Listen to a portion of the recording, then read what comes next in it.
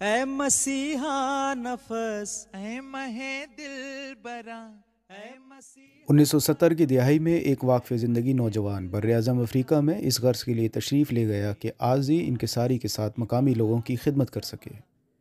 آج 40 سال کے بعد جب حضرت امیر المومنین جلسہ سالانہ سے خطاب کرتے ہیں تو آپ کی آواز افریقہ کے کروڑوں گھروں تک جاتی ہے۔ یہ معجزہ ایک منصوبے کے تحت انجام پایا۔ چند عرصہ قبل حضور انور نے ایم ٹی اے کی ٹیم کو یہ ہدایت کی کہ اپنے تعلقات براعظم افریقہ کے قومی نشریاتی اداروں سے بڑھائیں۔ ایم ٹی اے افریقہ کا اجرا ہوا تھا 2016 میں۔ A number of years ago, Khalifatul Masih کچھ سالوں پہلے حضور انور نے ہماری رہنمائی کی اور ہمیں ہدایت کی کہ قومی نشریاتی اداروں سے رابطہ پیدا کریں اور دیکھیں کہ ہم اپنا پیغام کس طرح ان کے پلیٹ فارم سے پہنچا سکتے ہیں۔ چنانچہ حضور انور کی براہ راست رہنمائی اور بار بار کی ملاقاتوں کے بعد ہم ان چینلز کے ساتھ معاہدے اور شراکت داری کرنے میں کامیاب ہوئے ہیں۔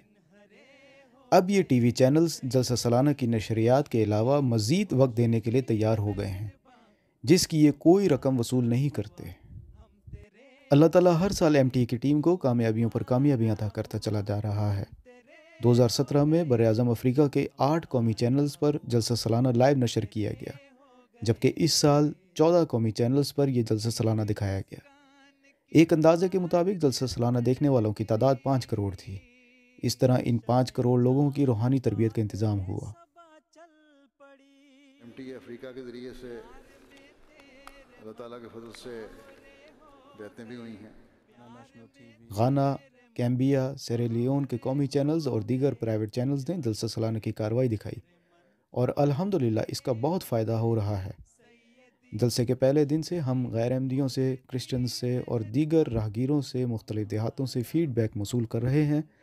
وہ کہتے ہیں کہ ہم نے بس ٹی وی آن کیا لیکن پوری کوریج دیکھی۔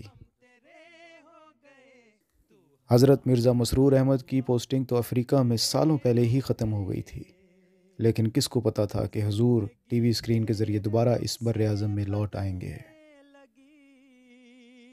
عشق تازہ ہوا، جان سنبھلنے لگی۔